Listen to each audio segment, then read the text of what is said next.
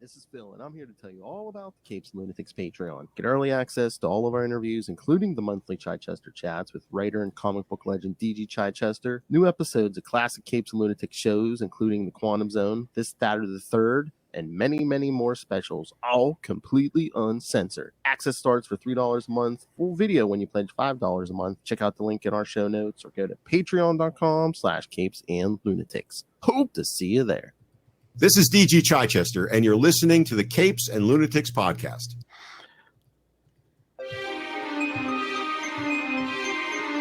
Oh, you went drag poor DG Chichester into this, didn't you?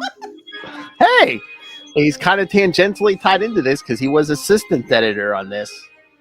But that's right, kids. Not only is it time for your monthly dose of the the Daredevil Podcast, but it's their newest installment of Miller May, kids.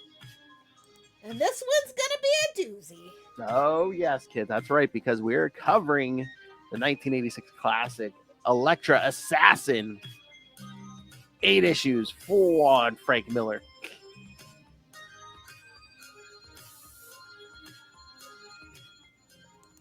I think we got to set the scene, though, just in case the kids don't know. Oh, I will. Yes. But yes, kids, if you have not listened to any other Miller May episodes yet, go do it and then come back. Yes, Lilith and I on Ultimate Spider Cast here on We Are the Night, the Batman podcast. You're welcome, Ray. And of course, the first 2 episodes of the month on Marvel Tales. Justin wanted to get in on the fun, so Do yeah. you have a Justin, your mother's a whore drop yet? Not yet. I'm waiting for it, but yes, kids. So yes, if you haven't figured out the theme yet, yes, all things. May is Mother's Day, but we're sick and twisted here. So yeah, so we're covering things that were either drawn, written, or both by Mr. Frank Miller. I'm sorry, that was too low. Yeah, Mr. Frank. Your mother's a whore. Miller. All right, so. And in like the I case said, of Elektra, your whole family can suck it. Whoa! Because Jesus, he go in on the freaking Nachos family. I was gonna say, isn't that more of like a Matt Murdock vibe? Our whole family can suck it. That too. With Matt, he's just like, yeah, every female member of your family. Hey, your mother, your sister, your cousin. So yeah, you gotta set the scene. Like, I always forget, right? This was from Epic. I was like, how did Marvel get away with this? Oh, that's because they didn't. This was published by Epic. Yes, because isn't that some of DG's? Yeah, that's where he made his bones as an editor and making his Because yes, go ahead and go listen to Chichester Chats. We've discussed this ad nauseum. Exactly. Great stories, great behind the scenes stories. Oh, remind me. What is that? Next weekend when we talk to him, remind me to bring this up. Will do, Buckaroo. I'm gonna set the scene for you. It is 1986. Miller and Bill are at the height of their popularity because Batman: The Dark Knight returns, and then also they did Daredevil: Love and War, and also Ronin Board Again. It's kind of the same thing, but yeah. So they're riding high. They can do no wrong. That's how this story comes to be. Hey,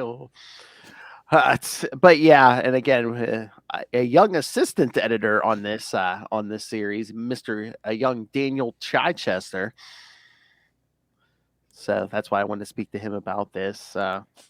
He kind of got into it when he said, remember, I forget what episode it was, but it was like probably the earlier where he talks about when they brought in the watercolors. Oh, how yeah. It was just so different because it wasn't like the penciling and inking method.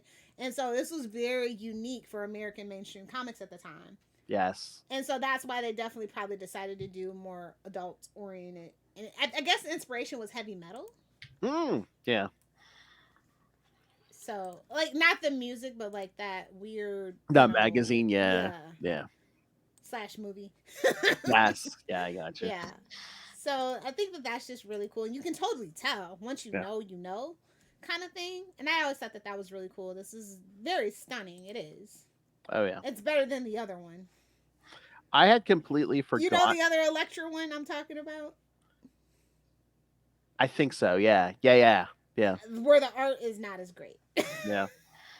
I had forgotten. Like I have 2 through 8 in floppies. I don't have issue 1. What?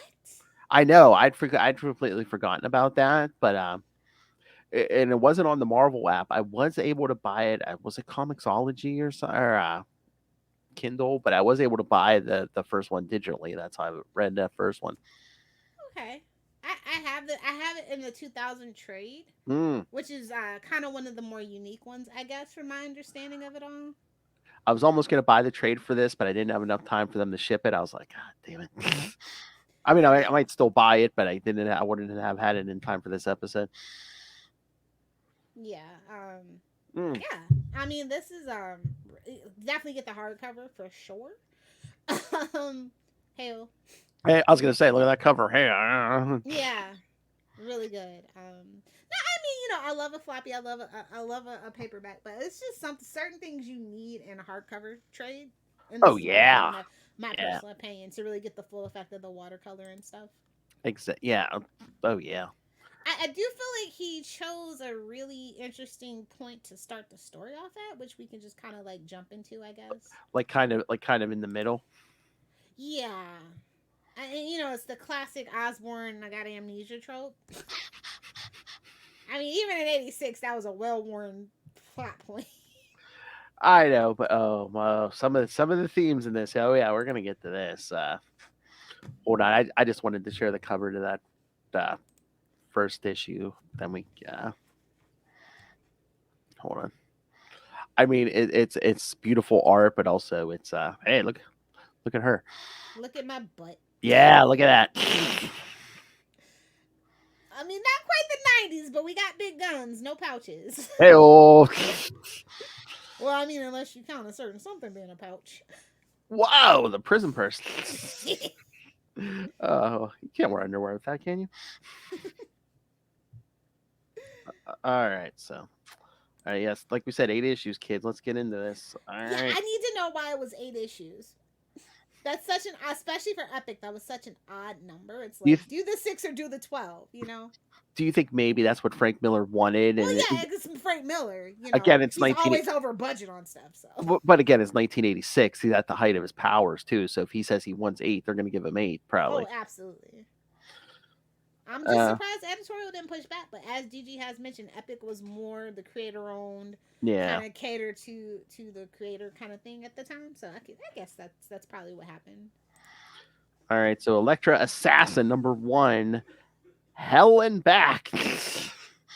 You ain't kidding, bro. Cover date August 1986. Writer, of course, writer Frank. Your mother's a whore. Miller. Penciler, inker, and colorist Bill Sienkiewicz. So he got some shekels with this. Pencils, inks, and colors. I mean, him and Frank at the time were kind of a dynamic duo. So. Oh yeah. And he was doing great work around this era with Moon Knight. Yeah. I'm trying to remember if that original series was done at this point or not, but yeah, he was. And letterer Jim Novak. Oh, they went and drove poor Jim Novak into this, didn't they? As Elektra finds herself in a mental institution after having assassinated a South American political leader named Carlos Huevos for a promise. Huevos? Really? We're doing this? For a promise fee of $2 because they know what that means, don't you? Well, yeah, they spell it out in the issue. She's a $2 whore. Your mother's a whore. So it's not even subtle, Frank Miller, at this point. We're crossing the T's and dotting the I's in this thing. Your mother's a whore. This is where it starts, kids. Well, Dark Knight is where it starts. Yeah. She is assailed by disjointed and often barely coherent memories of her past, all the way from her mother's assassination on a Mediterranean beach while she was pregnant with Elektra to her training as a ninja under Stick. Damn Stick. Always butting his something in somebody's business. How many times has Lil said that in her life? Damn Stick. Plenty. Her development of low-level psychic powers. Boo! Get it out of here. Her college relationship with Matt Murdock, her father's assassination, her initiation into the Hand, and meeting of the Beast, and most recently, her being hired to kill Carlos Huevos and San Concepcion, whom she kills with a crossbow at an amusement park. Elektra had attended his funeral soon thereafter and learned that the American ambassador Reich smelled of the Beast. Don't they all? Whoa, drinking the milk? Okay. Oh, yeah. Frankie boy. Oh yeah, the milk and the the milk. Yeah. That night, she went to the American embassy to kill him too, but the Beast chased and attacked her, leaving a gash in her thigh. It forced her to drink the milk. A gash in her thigh, huh? Yes, in her thigh, not above it, Lil. Hey, I mean, you see how she's dressed? Can you tell the difference? Oh! Hey, man, this is a big seller, man. Talk about ripping somebody a new hole. What? Talk about ripping somebody a new hole. Wow! Superior puss. Force her to drink the milk that contains its essence. It's so salty. We're going there. I was gonna go. I don't do Twinkies or toaster strudels, so. Actually, we kind of know, according to Frank Miller, Elektra does. But somebody's muffins getting buttered, it ain't my business. Somebody's muffins getting buttered. That ain't my business.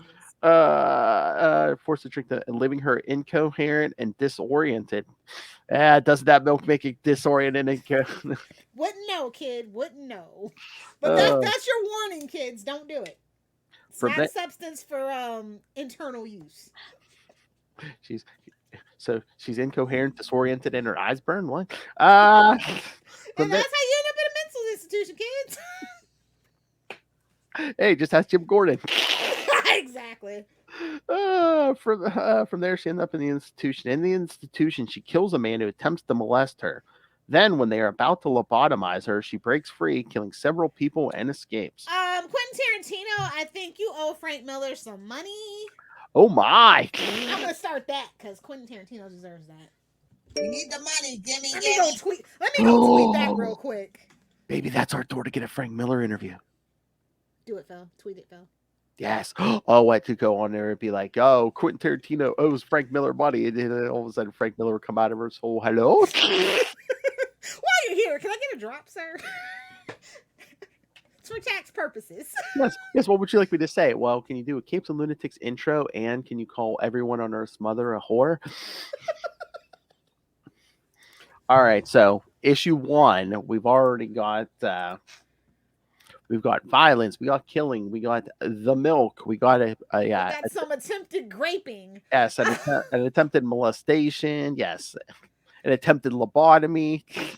And so much killing, but there's so much more to come. And there's 7 issues left to go, kids.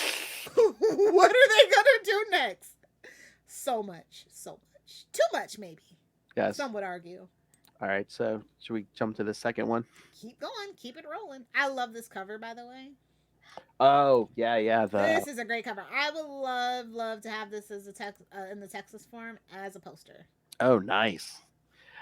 I like a lot of them, but yeah, there's like some of the other ones like with her on them. Like, yeah, this one's like kind of out of context. You don't know what it's about. That's what makes, and I still kind of want it as a poster. So I think that's what makes it so cool. Yeah, draws you in.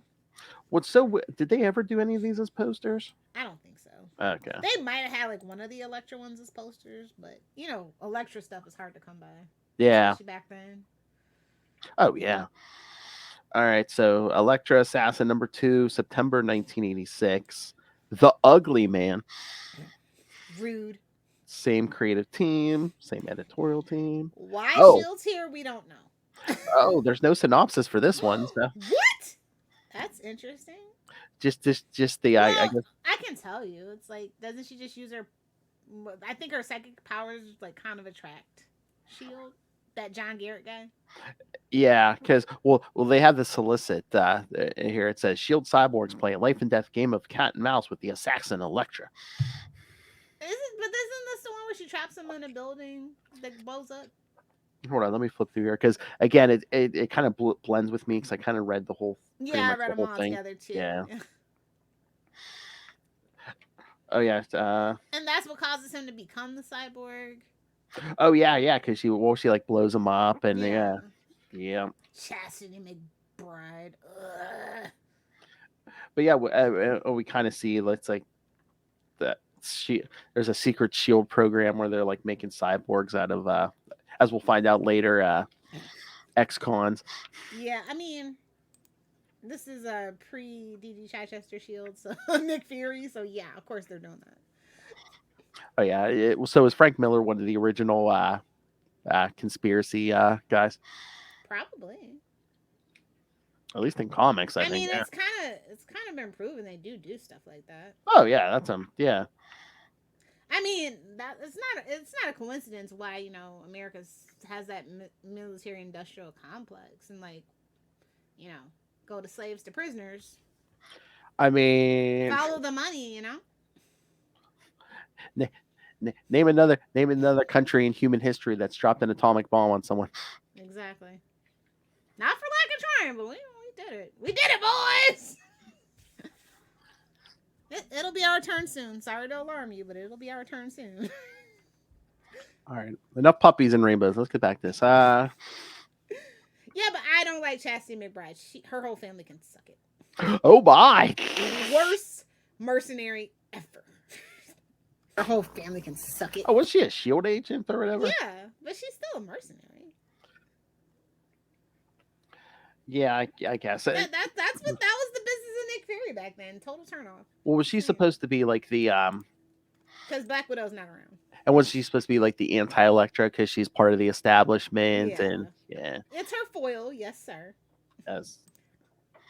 But yeah, just like flipping through these original issues, it's just like such a time capsule. It really is.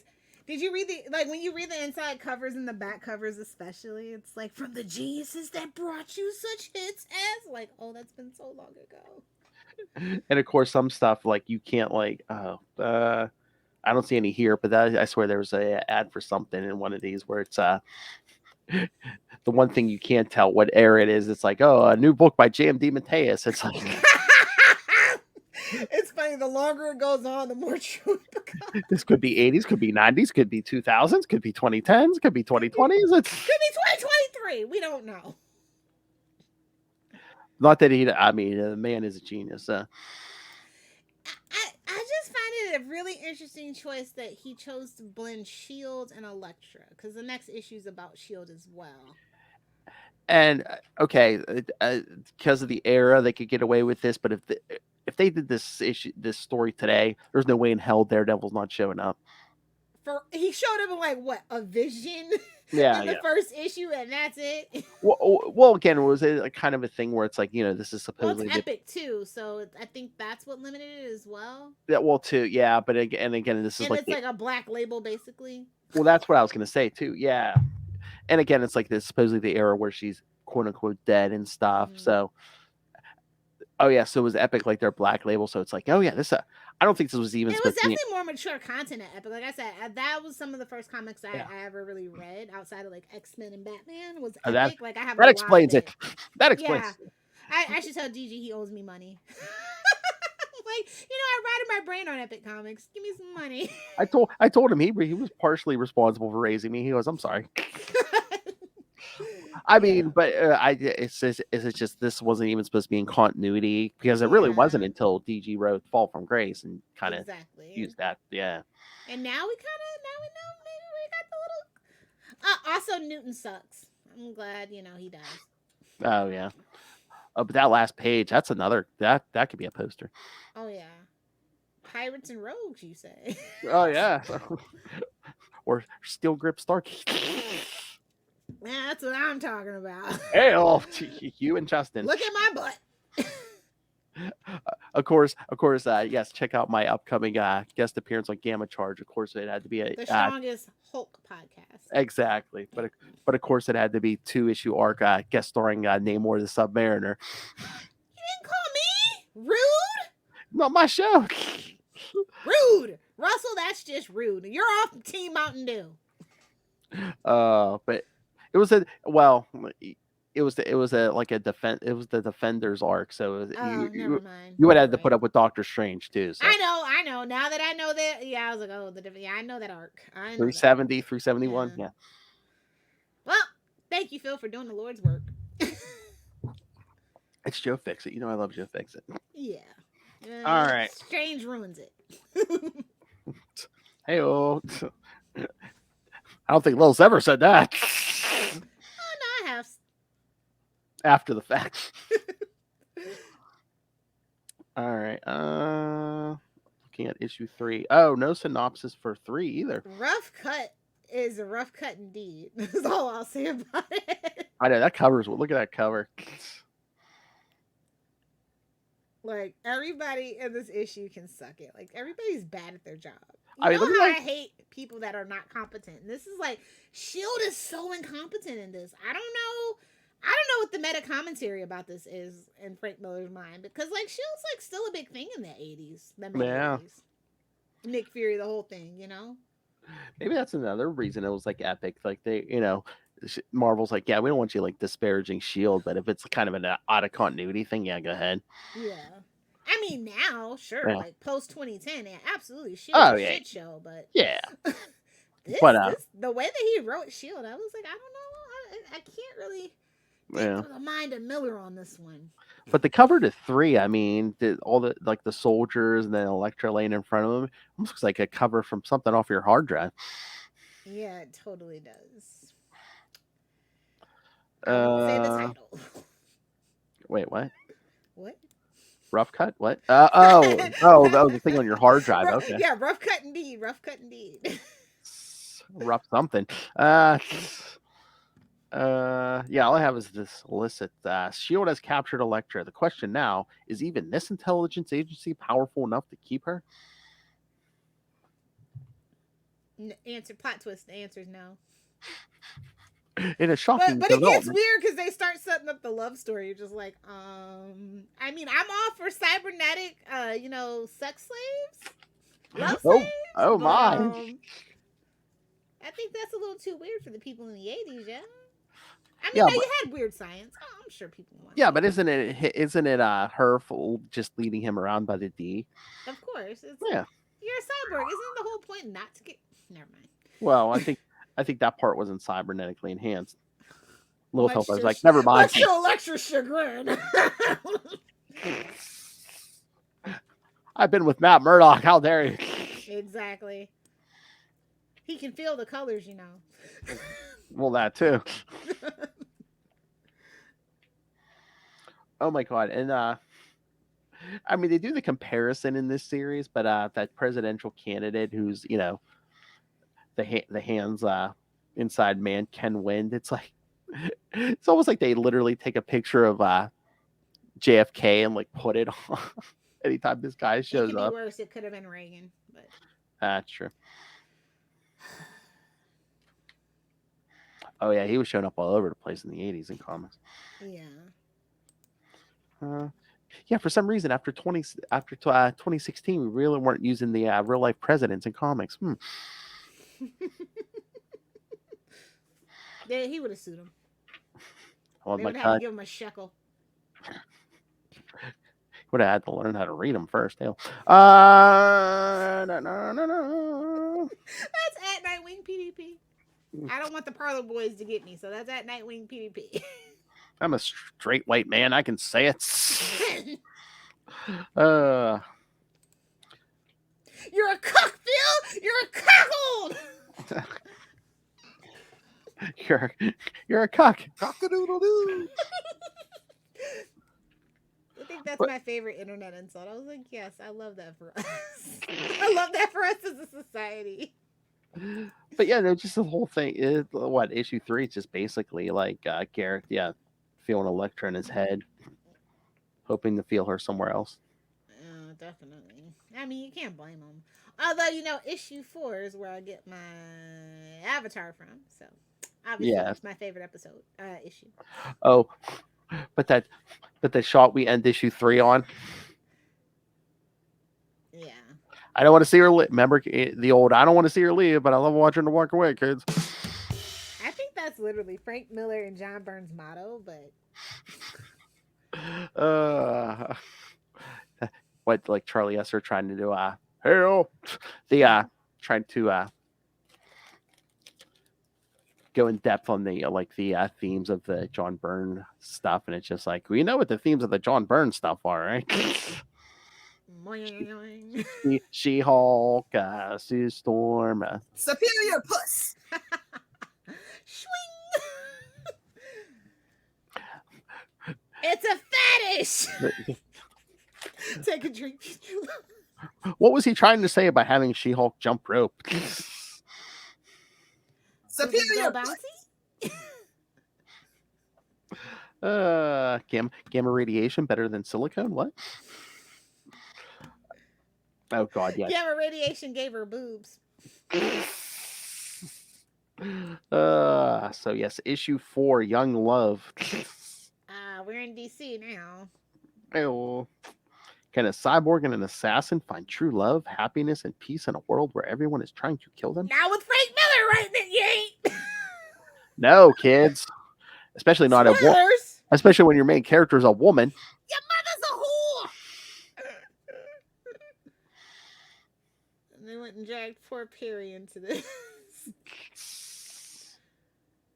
Oh yeah, we finally get some Nick Fury in here. And Garrett's going off the deep end. Yeah, totally off the deep end. Well, just like with the Gordon D, man. Yeah, so something else drives the rest of us crazy. Superior puss. Oh, and so obviously because this book wasn't Comics Code Authority approved, this was never on the newsstands. They had to sell it through like the specialty stores and stuff. Oh yeah. Like direct market, and honestly, I don't think if this made the direct market kind of viable. This sold really well. Oh yeah. Like the direct market I say it really didn't take off till the 2000s. Like the direct market struggled. But again, just anything like this, I mean, half of it, which written by Frank Miller, it just was like, 1986 is like Dark Knight Returns. This people were like, oh, this could be comics. Yeah, I think it definitely was a push for it. Doesn't have to just be all Spider-Man as a teenager in high school, silly shenanigans. And it doesn't have to be just for kids. Yeah. Yeah, like he definitely pushed the medium forward, for better or for worse. Say what you want, but And now this is basically, you could get away with this in a normal comic in 2023. Oh, Nobody would bat an eyelash. Or any Although kind it couldn't be in watercolor. They definitely would put that in, a Black Label or... What's Oh, Marvel's yeah. equivalent of Black Label these days? Do they even have one? I don't think. Or just premium, whatever their premium book is. Yeah. I don't even remember. I don't think they've put out one in a decade, so I don't know. Oh, there's your buddy on cover 5. Yeah. That's a good one. We got some Peg Bundy here. Fetish. I can see. If that doesn't sum up the late 80s, early 90s kids, I don't know what does.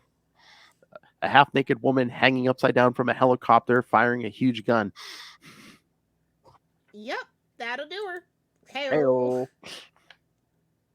Oh, also message for Ken Wind. You can suck it. You are a windbag indeed. Not wind like a watch, wind like the air.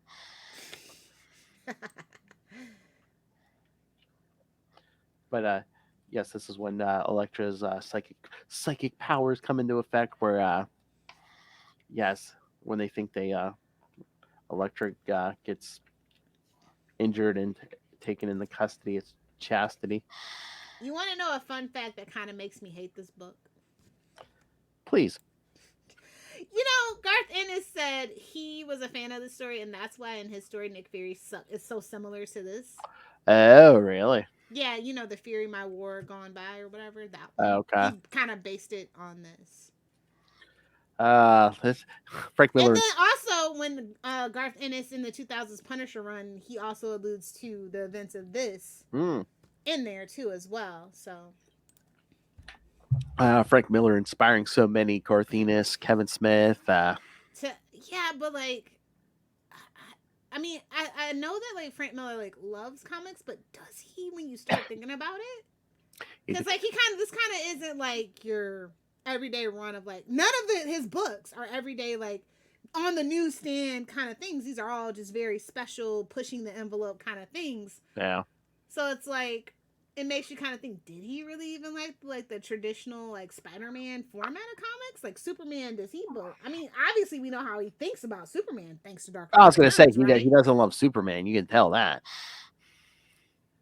I mean, if not for Superman, we really wouldn't be here. So it's like, do you even have respect for, if you don't have just a smidgen of respect for Superman, like, I think why are you writing comics? I think he loves what he thinks is comics, but I don't know if he gets the whole spectrum of comics. The whole spectrum, because you have to think about the characters that he writes, right? Elektra, Batman, think about it. Daredevil, yeah. Yeah. Anybody they're who can... They're grim, they're dark, they're street level. I guess that's easier because they're allowed to have flaws. They're supposed to have flaws. They're supposed to be the most relatable, right? I guess. I'm just trying to get into the psyche, and I just like every time I think about it, it's like Ouroboros, the snake eating its own tail. Yes. And I mean, I think it helped put the character on the map, but I think he set a dangerous precedent now where like even just Daredevil every couple of years, it's like, oh, let's F with Matt Murdock's wife. Yeah. Let's tear it all down again. And it's like, really? It's like the sixth time we've been doing that. That's kind of like my funny thing. It's kind of why I love Daredevil, right? Because he's just he's Marvel's whipping boy, and he's into self-flagellation, all that, and they really lean into the Catholicism of it all and all that. But it's like, sometimes it can be a bit much. It seems like he's dead again. It's another clone, magic clone this time. It almost. Are they ever gonna get a new shtick for this guy? It almost seems like there's an unofficial competition between Spider-Man and Daredevil, where it's like, well, whose life is more effed up at this point? Definitely Spider-Man's. Yes. Thanks, Zeb. I love this. I love the solicit. Oh, we're gonna get to it tomorrow. But yeah, I love the issue 5 solicit. Elektra and Garrett take a tour of Washington D.C. The question is, how much of the city will survive? Oh, is that what they're calling it? They tore that city up. I mean, DC deserves it. This is a weird cover though. Like I know it's pink and sparkly, and I'm supposed to like it, but not my fave. Oh, 5, yeah. Not my fave. But again, it's just like her opposite. It's like this is more of a girly girl, but she still kicks butt. Yeah, I guess. Like I mean, I can analyze the writings of Frank Miller every single day and get a different read on it. She's more of a girly girl, but of course she's a woman, so of course. Your mother's a whore, and so are you. Doesn't matter if they're an assassin or a government sanctioned agent. She puts the ass in assassin. Oh my! Assassin has 2 asses. I'm just saying. Ass in. Oh, we're children, and I love it. So do you think just subliminal messaging? He was like, no. It can't just be called Elektra. It has to be called Elektra Assassin. I definitely think that's why it's there. Like just for the poops and giggles of it all. And the butt is fine. I mean, comic book. I mean, we've read enough comics as kids and adults to notice the puns, right? Definitely there for a reason. Again, I mean, I think you've been reading comics almost as long as I have, and I think we see behind the curtain now. But isn't it funny that her name is Chastity, right? Uh-huh. Isn't that so interesting?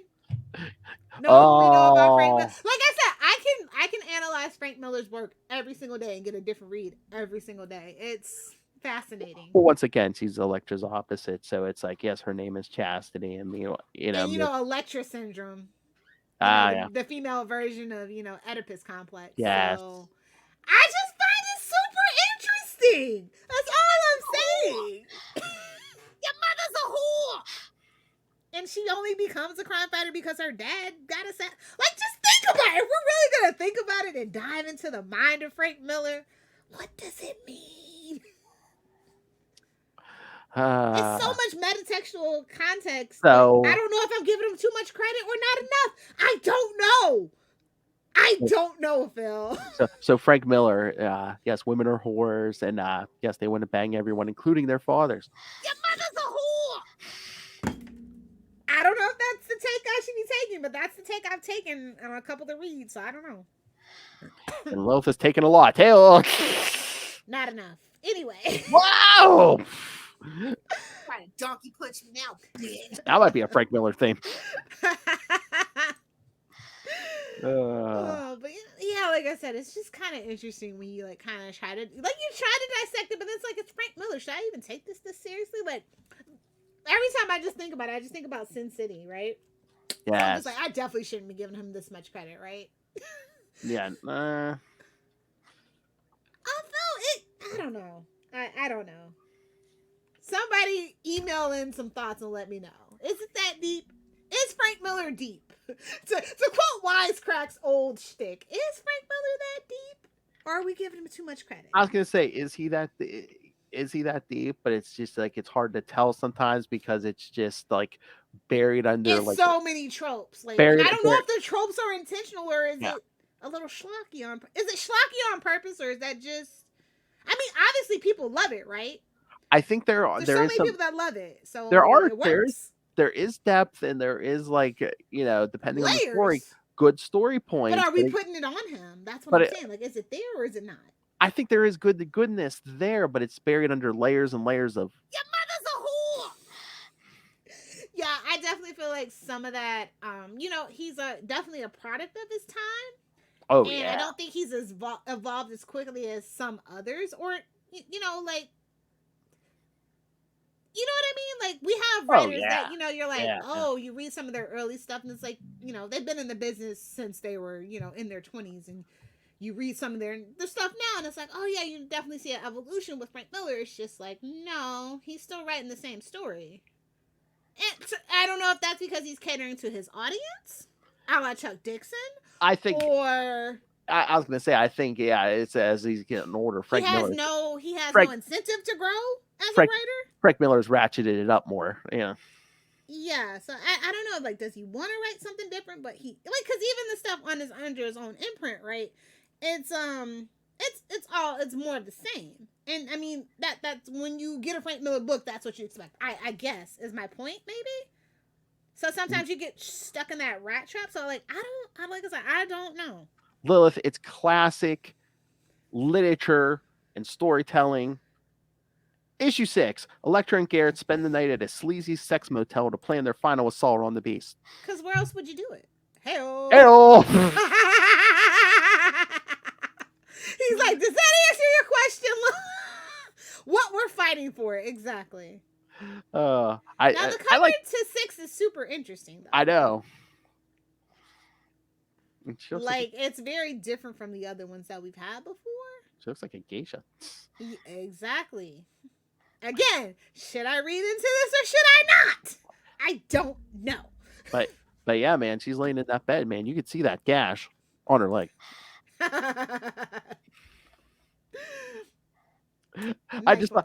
Oh my god! But this is pure Frank Miller. I love, like, the majority of the issue is just like her teasing Garrett. He's like, she's taking another shower. Oh my god!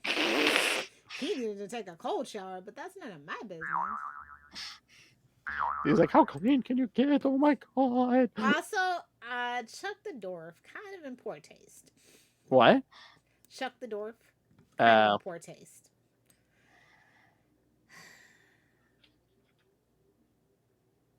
Just saying. Also, there's a character named Wreck in this one, so whatever that means. And then just that full splash page of Garrett's fantasy. Yeah. Wow. They only released this 3 times. Did you know that, Phil? 2000, 2012, and 2019. I want the limited edition, limited signed edition from 1987. I want that. It's numbered. I was gonna say, it's how only much? 2,000 copies. I will find it. I wonder how much it is, though. Well, it was $40. Let me. You know what? Hold on. Oh, that's not bad. I thought you were gonna say like hundreds of dollars. Oh no! It was $40 initially. I don't know. Oh, I bet you it's hundreds of dollars now. Oh yeah. Well, I'm gonna look. You talk. Okay, but it's only been released 3 times, so it's like, is it just like, make sure you get this before it goes back in the Frank Miller vault? Yeah, whereas like the Batman stuff, and I don't know if that's more of a decent. Well, also because it's Epic, so that might have something to do with it too. True. And like I said, it took till 2000 to really get another one from 1987. That's a really long time. I think it took a long time for it to actually gain like mainstream appeal. I think this was very much like a cult hit. No, actually, it sold a lot if I remember right. I don't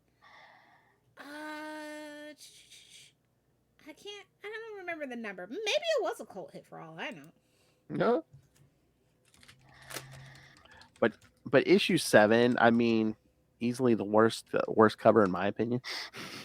Oh, let me see.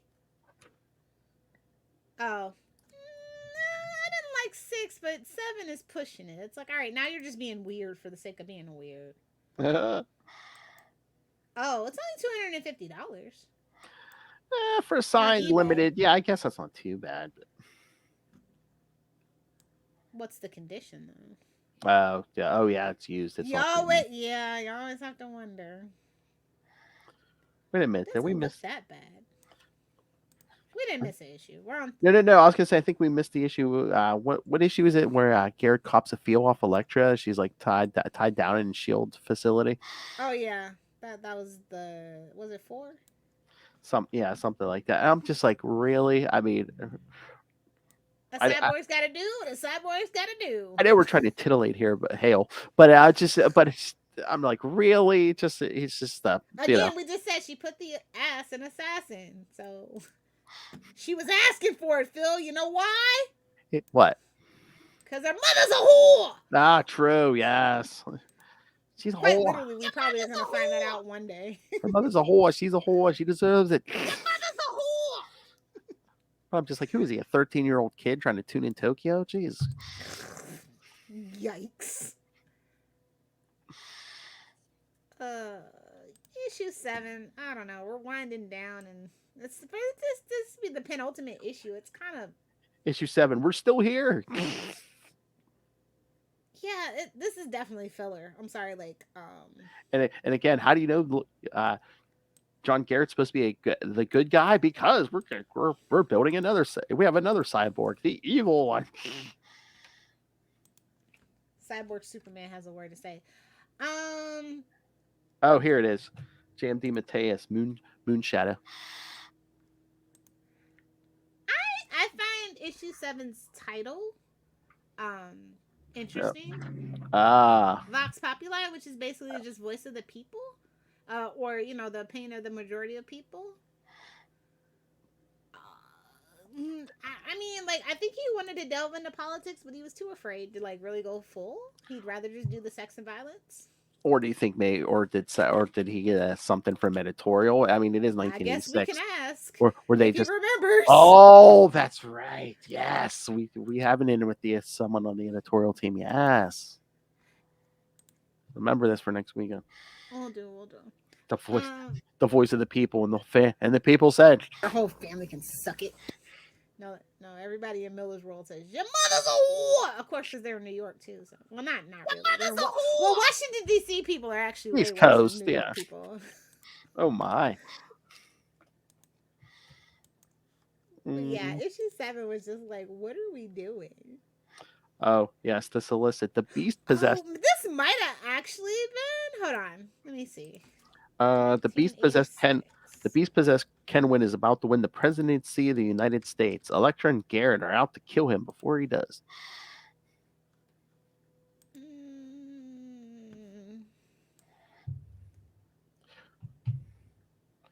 And yes, the cover art is an homage to Grant Wood's painting American Gothic, which, again, I have no problem with, but I don't know. It's just terrible.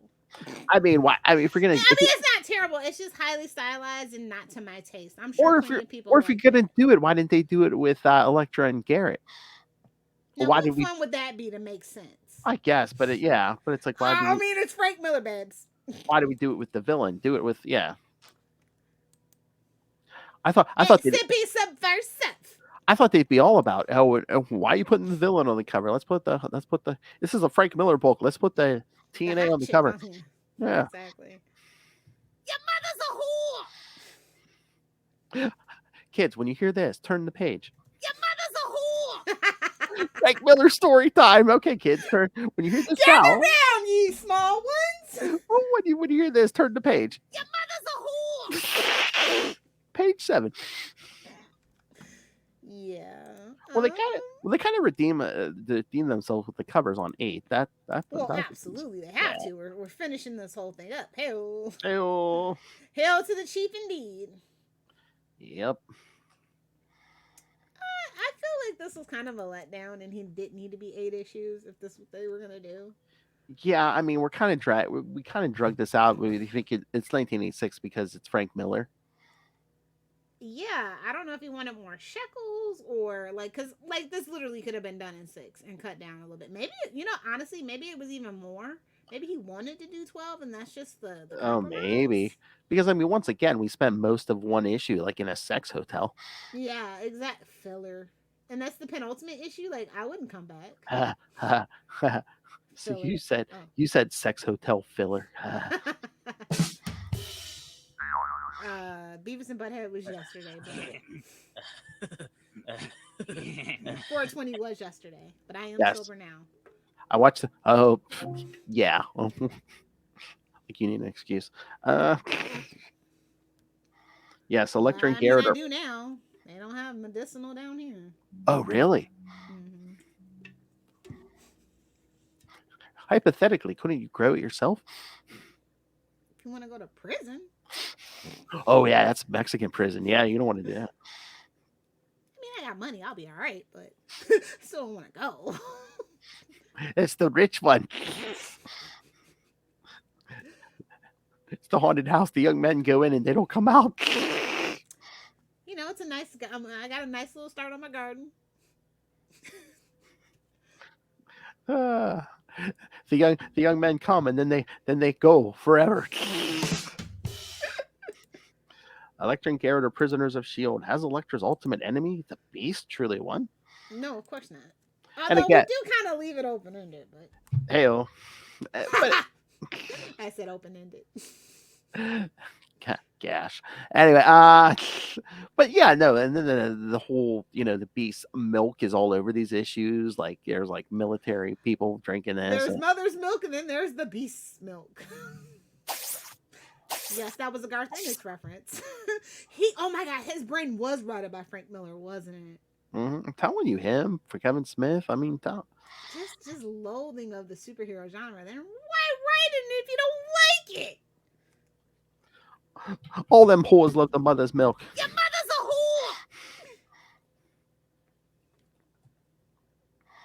whore. Oh my. I don't know. Like, for this to be the final issue, I was left wanting. I mean, I think, and how often can you say this? I think the follow-up, basically Fall from Grace, is better than this. I could see that, yeah. The Chichester, yeah. Well, I mean, you definitely feel more fulfilled at the end. Hey-oh. A Fall from Grace than you do here. You're just literally left like, what the hell did I just read? What was the point of this? And again, at this point, was this supposed to be out of continuity? Because they're like, oh, in the main continuity, she might be dead. She might not be dead. Yeah. I mean, I get all that, but I definitely was left like, okay. Because again, I know it's 1986 still, but I mean, wouldn't this be a big spectacle where people would be talking about it on the news all over the place, where to the point where Matt's like, oh, she's alive? Matt is a little self-centered, to be fair, though. A little bit of a narcissist, so maybe not. True. I was going to say, well, I mean, he was caught up in his own thing in 86 anyway. Oh, yeah. So hold on, I'm curious. I just have to look up because issue 8 was 1987, or was it February? Wait. March 87. I have to see what issue. No, it would have came out in February if the cover date's March. That's just how that works. Yeah. But I just want to see what Daredevil had the same cover date on. Daredevil 240. So this is after Fall from Born Again.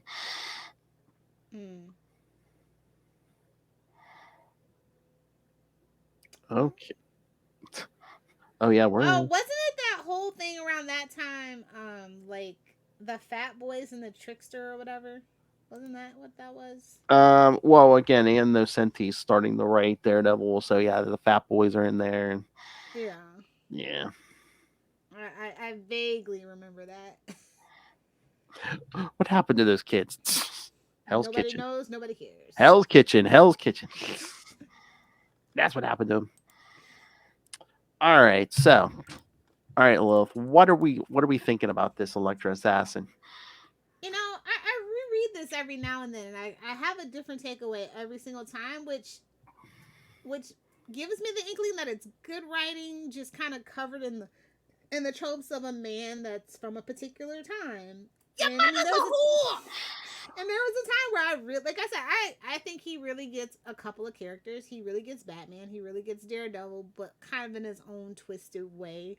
And I enjoy, 1930s pulp noir. Like that is Yeah. right up my alley. And that's what this is. This is what a lot of this is. Who to kill for? Elektra definitely is one of those. I mean, that is an interesting point. The noir, like you were talking about, is that why he seems The more? espionage, the intrigue, yeah, it's all great, like Well, action, but the actual character development, there's no depth there. I think is. What is that why he seems to go more off the rails the further along we get? Because it's one thing to look at it through a 1986 lens, but then you look at it through a 2023 lens, like current stories, and it's just like, whoa, what is this? Yeah, but like I said, every story is a product of its time, and it doesn't necessarily have to age well. Those that age well and feel timeless and classic, much like say the best episodes of Star Trek, right? Yeah. Timeless and City on the Edge of Forever, like that is going to be timeless. People will talk about that and dissect that forever.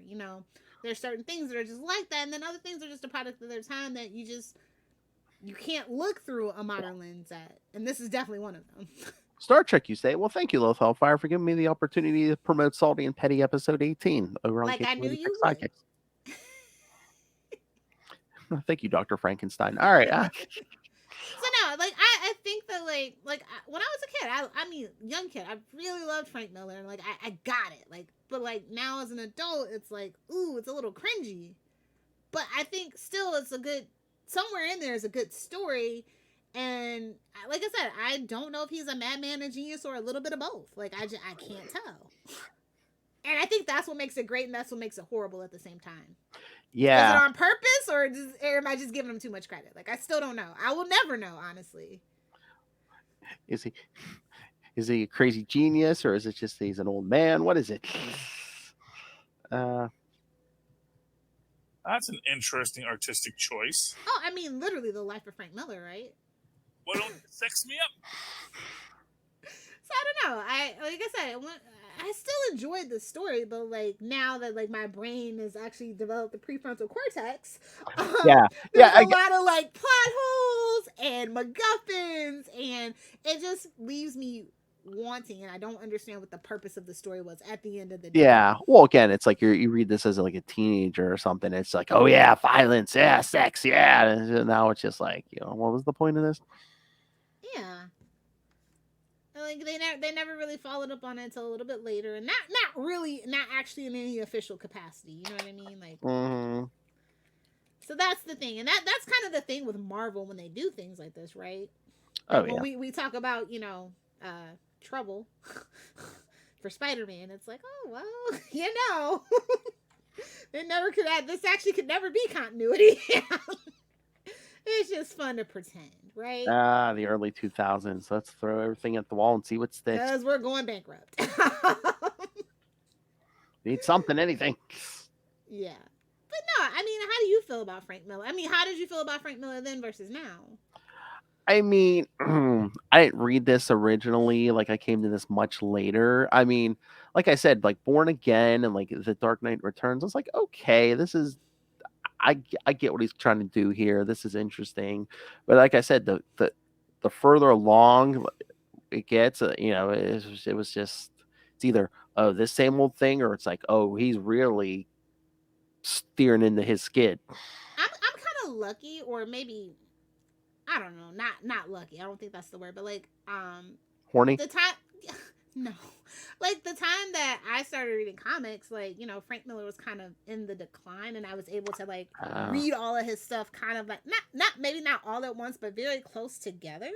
And I think it's better if you, and like I said, you know, my prefrontal cortex wasn't developed just yet. I mean, I didn't read all that stuff in like 86, but like early 90s, I would find it Mine and was pick it like up. 2000. Okay, yeah. So that's the difference between like 10 years made a whole hell of a difference. I mean, I was older, but it's like, early 2000s, I was already like, especially when they started doing those Dark Knight Returns sequels, I'm just like, oh my God. That's when I was just like, oh, do we really need this?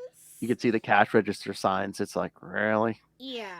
But like I said, when you read like his whole body of work together, and then that's what I mean. Every time I read it, I get a different reading just because, like, should I take this seriously? Is this actual meta commentary? Is the subtext this? Is the and then I do read it within context of, you know, Frank Miller as the man and where he is in his writing journey. You know, he's basically untouchable at this point, so he does what he wants. He gets 8 issues when clearly it only needs 6, right? Oh yeah. So basically, I'm uncancelable. At that time, yeah, he was really untouchable. He was a guaranteed moneymaker. He was a cash cow. Oh yeah, 86. I think he could have walked straight into Marvel or DC and said, "I want to write such and such character." And they would have like, "Okay."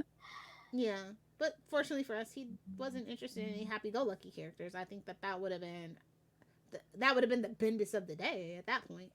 Although he didn't do like a Superman miniseries back in the 80s. It was like Secret Origin or something, or the Lost Year or the Hidden Year. So there was some. I swear there was some.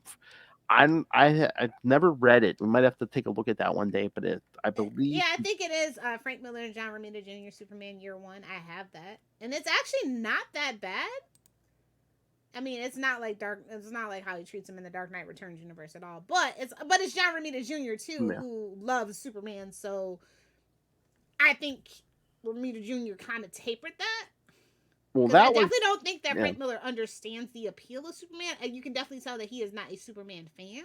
Well, the Year 1 was a few years ago. I swear there was something he did in the 80s, but here. Superman: The Secret Years. Yeah, it was a 4-issue miniseries. Oh, The Secret Years. Yeah. Ooh. Yeah, I can't really I can barely ever get through that. Yeah, I never really read it. Like that doesn't exist actually, if you really want to know. So I think that's when they discovered, don't let him write happy-go-lucky characters. Yeah, well, that was 85, right? 85, yes. Yeah, okay, yeah. That is definitely the one I'm thinking of that I pretend does not exist. Oh, you can get he also, like, the thing about The Secret Years is you can tell he actually doesn't like Superman in this one. This is what I mean when I talk about when he does his work with John Romita Jr. There's no detail in that book. Like, his art is kind of like really blah, and the story is really blah, and he's just going through the motions. Yeah, but it's nothing egregious. It's just boring. Which he's no bored. Superman story should be bored, especially not in the 80s. He's bored. Yes. Yeah. Because you can't have Superman killing people, or unless you're Snyder. I know Frank Miller was pissed when he saw. He's like, son of a bitch! I wanted him to kill Zod. Exactly. That's the plot twist. Frank Miller whispered in Snyder's ear. I bet you. I almost bet you money. Frank Miller was bored. He actually did take his inspiration from Dark Knight Returns, so that absolutely makes sense why the Snyderverse is the way that it is. Oh yeah. That's now another. That I think about it, that's another. I think Frank Miller might actually secretly whisper this. He's like, "I love your work on Watchmen. You totally hate superheroes. I love it." That's another person Frank Miller's influence. But it's like, he was bored of Superman. It's like, you can't have Superman saying, "Your mother's a whore." I mean, you could if he was on Red Kryptonite, but I guess he didn't dig into the origin deep enough to know that. Okay, that's what it felt like. He didn't know what was going on. Like, you can absolutely have evil Superman. He could have done a run son, but he wanted. I guess it's technically. It wasn't even in continuity, so I don't even know why that exists and why it's so boring. What, the Hidden Years or whatever? Yeah. Again, it's 85. It's like, we're like close, yeah. Well, they kind of had to get everybody. Well, again, it's either right before or during Crisis, so they're probably just like, this is all going to get rebooted anyway. So do what you want. But yeah, like I said, you can tell that I think they might have just hired him for the sake of it. That he's Frank Miller. It's 1985. And it's Superman. That's like, like they thought Bendis and Superman. Like, oh, people love, Miles Morales. He had a lot of goodwill for that. And, See, Miles is a happy-go-lucky character, right? So I yeah. think they thought that would translate, but. See, I think that's the problem with Superman, especially these days. They think they could just throw anyone on Superman, and it's like, oh, it's You Superman. have to have somebody that loves Superman, that understands Superman, that is a fan. Yeah. Like, and I mean a lifelong fan of Superman. Those are those are really the only writers that I really like. Like, I have my issues with John Byrne. I think his run is great for what he did, for what the parameters that they gave him, but it's not the best Superman stuff. No, but yeah, but at least you can tell he had an affinity for Superman. He understood Superman, but like real fans, yeah. The I'd say like 50s to 70s is my favorite Superman stuff, because he's allowed to be happy and corny and cheesy. Luke and I went to a show on Sunday. I bought a bunch of they had a bunch of Superman from like 1984. I bought a bunch of those issues. Oh, cool. Well, it was Superman Action, and actually had World's Finest, Batman and Superman. Oh, cool. Yeah. That's a great era. That's a great era for sure. Yeah, they're like in the dollar bin and stuff. So I was like, oh yeah. That's the only place I ever find my Superman. I find some of the new Superman stuff in the dollar bin. Well, I used to. I can't really speak to it right now. But at my old comic book store, I used to find the new stuff. Like, I just wait 2 weeks and it'd be in the dollar bin. Yeah, and just at random, I picked up I think it was 1983. It was a Green Lantern issue. I knew I didn't have it. I just picked it up later on to get home. I realized it's issue 169. Hello. Do the 6 or do the 9? That's my boy. Hal Jordan's the 169. Wait, you guys covered that, didn't you? No. What? Have you covered that yet? Oh no, not the Cal Rayner. No, this is the 1983. No, we didn't cover like a lot of pre-crisis. So that's what we're saying. If we ever run out of current stuff, we might go back and stuff. Kyle, the last Green Lantern on Earth in the universe. Yikes. Well, Will's all happy because in 2 weeks we're getting the rebirth. Okay, cool. The return of Hal Jordan. Yes. And kids, if you go check out Sector 2814, episode 150. Was it 115 or 116? But we talked the end of Cal's series with the guy who wrote the last 6 issues, Mr. Ron Mars. Friends of the show, Ron Mars. Oh yeah, that was the second time we talked to him. Yes, I know. I have proof. This is Ron Mars. You are listening to the Capes and Lunatics podcast. Listen to that buttery smooth voice. Such a professional. Yeah, I don't know. Like I said, Frank Miller, it's a grab bag. You never know what you're truly gonna get. Cause like I said, some of the issues in like the other Dark Knight like sequels and stuff, they're good, but like the whole cohesive story, total cash grab doesn't make sense. But you'll get like a glimmer of hope in like a issue 3 or 4, and then you realize he's just toying with you. No, yeah, watch your sack in front of Frank Miller. You hit him right in the face with that sack. It had to be smoke in it. Yuck. Oh, you can't tell me that was as an analogy for anything. Come on. Oh, it's innuendo, all right. There was at least one page. It's like dribbling down her face. I'm like, come on. It's a fetish, Phil. It's like coming out of her. I know. Fetish. I don't do Twinkies or toaster strudels, so probably because of Frank Miller. Traumatizing. You can thank Frank Miller, boys. Oh, we didn't have it last time, but do you want to talk Daredevil 9? Sure. Well, see, as surprising to no one, it seems Matt Murdock's plans are going off the rails. Get out of town. The whole ninja thing, let's use the hand, try to use the hand for force of good is not working out. Haven't we done that already? Am I just tripping? That's a trope, but that's a It's like Chip. If the Punisher can't do it, nobody can. Sorry to bring it to you. Oh my God! Then Punisher 11 came out this week. You probably didn't read that. Is that a new artist or no? What? Do we have a new artist on what, Daredevil? Yeah. It was a different artist this issue, so I don't know if it is a new artist or just a fill-in or. Okay. Yeah, Manuel Garcia was the artist on this one. Yeah. Yeah, so I don't know. I thought I heard that we were getting a new artist, but I didn't know for sure. So. So I don't know. Like, I'm tired of Daredevil being dark, brooding, and ominous too. Like, can we catch a break? well, once again, if not before, they're probably going to go back to status quo by 2024. Well, TV show. I don't have 8 months to wait. I Like, know. it's just been so bleak and unhopeful. Like, there's not anything on the horizon. Well, didn't they announce too that Chip is leaving Daredevil eventually? So I'm sure they'll reboot too. So Yeah, I mean, everybody's always leaving.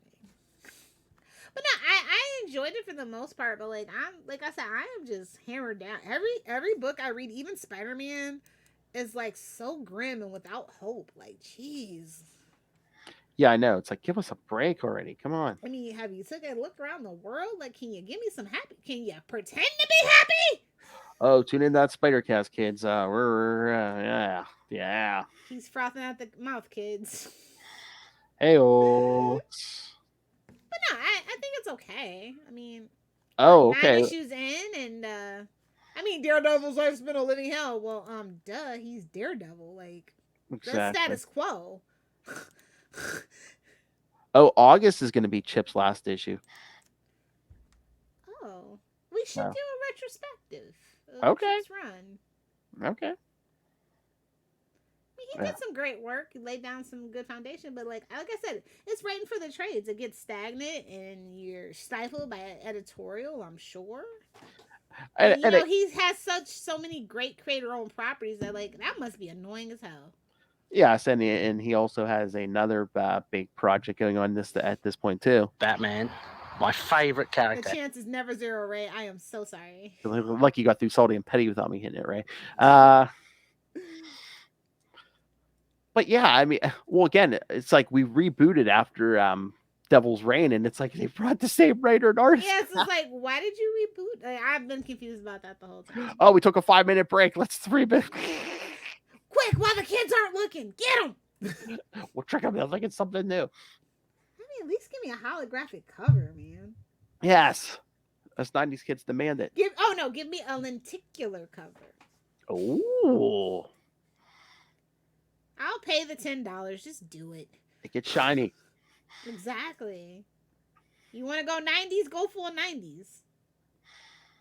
I mean, you want to make your shekels? Yes, give us get the specialty covers back. I really hope they do it for Wonder Woman and Flash. Yes, 800, yeah. Even though they can't boast it to 1,000, it's fine. It's fine. Well, again, we'll get They it. should at least let Wonder Woman go to 1,000 before they renumber. It's so fucking rude. I know. We'll call out the numbering every time they're every 100. No, I don't believe in legacy numbering. I know, but Sorry. they will. But they'll do it. They'll still do it. They won't do it. Oh my Now God. Marvel does it. We can't really do I don't it. care if it's during the reboot or not, but this one, Daredevil 9 was Legacy 658. They got to do something special for 666. Come on. I doubt it. I know they won't, but they should. It's They Daredevil. should. Because actually 616 is actually the mark of the beast accordingly. And Marvel is 616. So they should do something for 666. The fake mark of the beast number. Oh, the Mark of the Beast. I thought I was just talking about that tattoo you have. That's actually a birthmark. I mean, it's a birthmark? Hellspawn. Lilith Hellspawn. Like Damien Hellstrom. Yeah, that whole thing. Eve Heavenwater's gonna be throwing holy water at you. She's gotta catch me first. Oh, I want a Lilith Hellfire in Good the luck! I multiverse. cut off the boom tubes and mother boxes. Oh, I want a Lilith Hellfire in the multiverse of madness. Oh, yes. That's funny. I don't think we can get a video recorder in my head, but That would be the all-time best horror movie of all time. Or Really? porno. Both. It's a horror porn. Uh, Well, if you don't like tentacles, especially, so. Ew. But you didn't read Punisher 11, right? No. Oh God.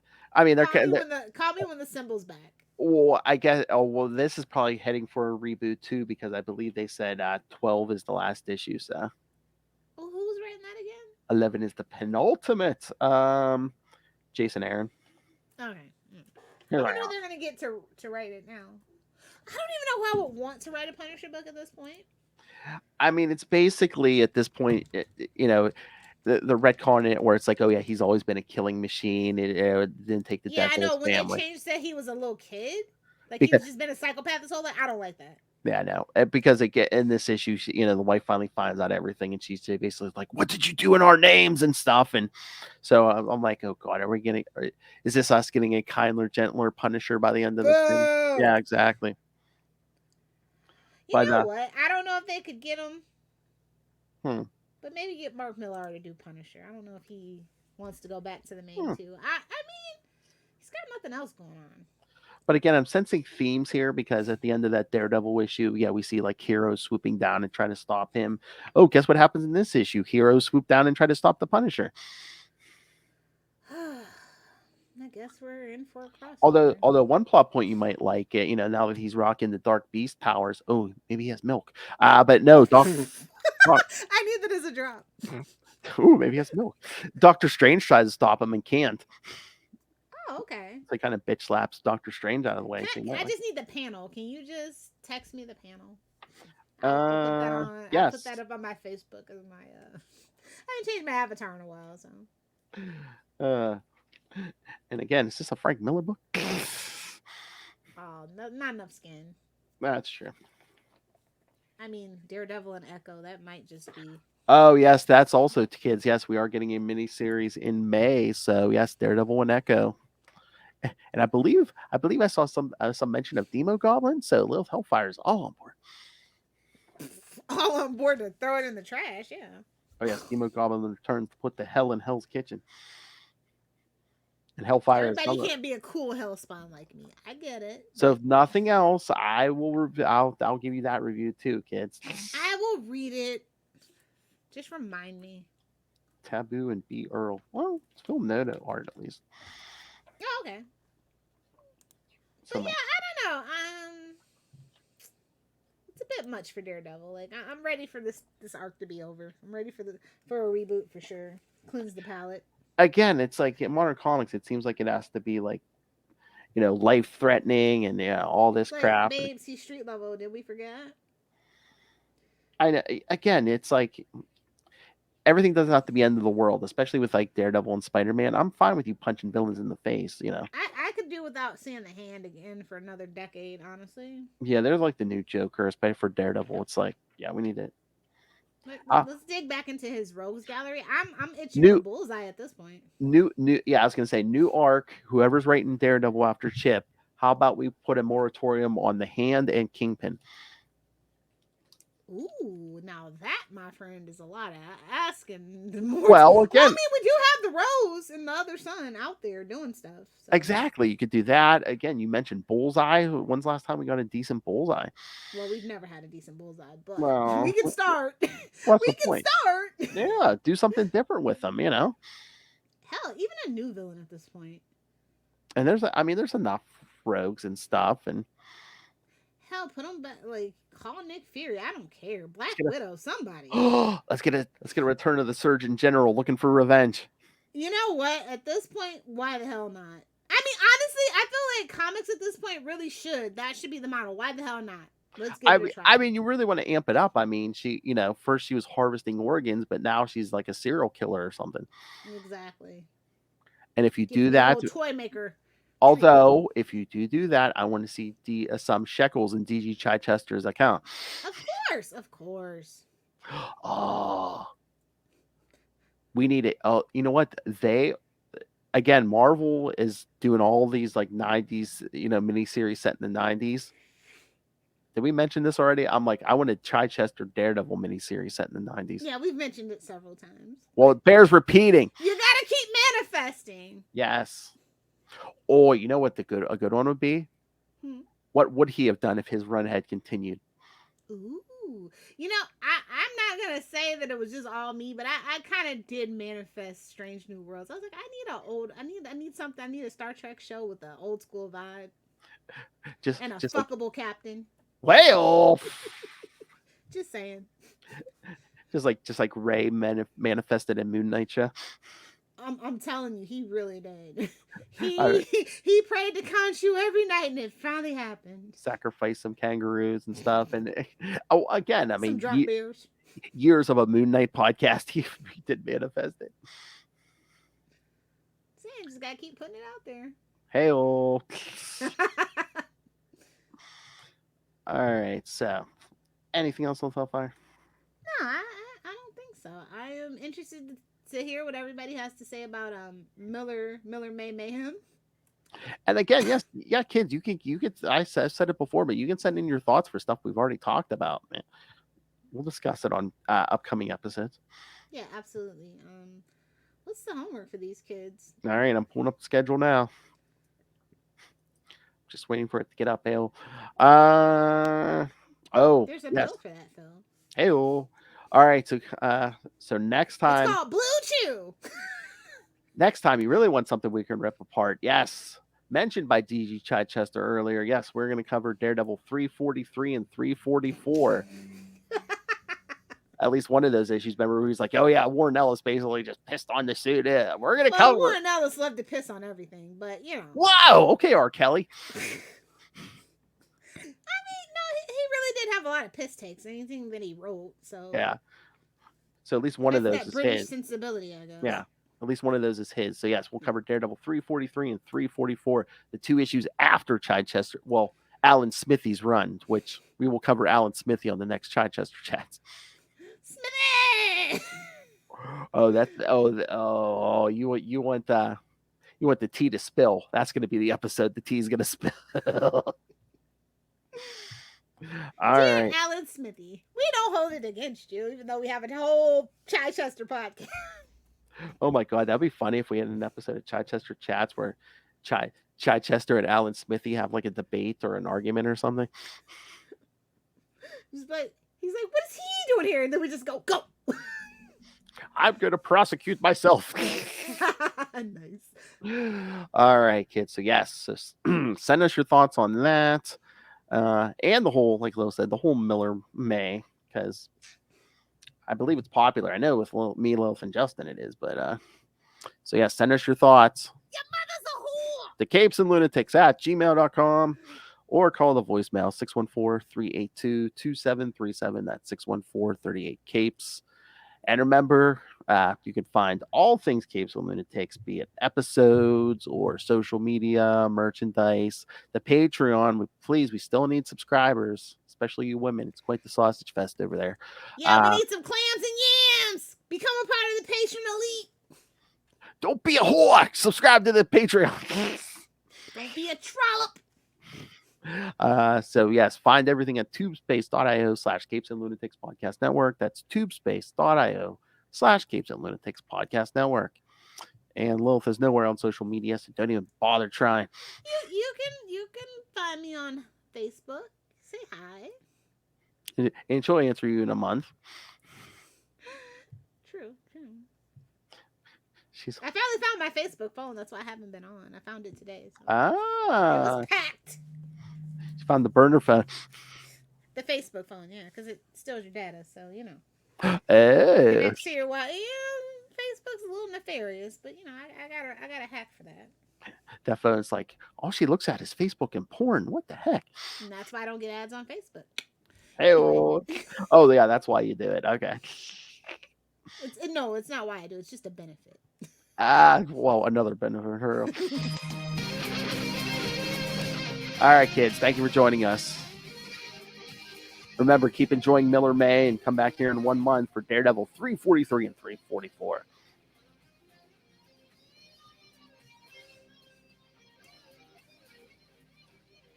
He's not Frank Miller, but he's Warren Ellis. Damn it.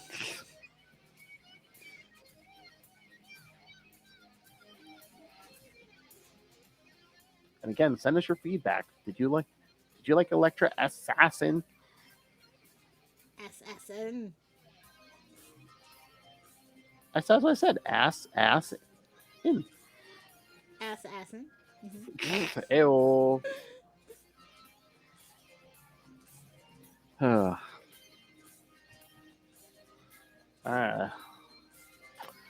Frank Miller. Frank Miller. All right, kids.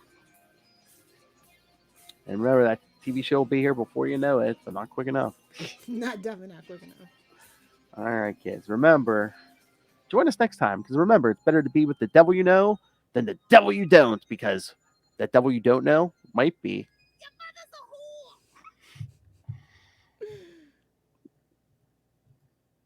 Miller May Mayhem. I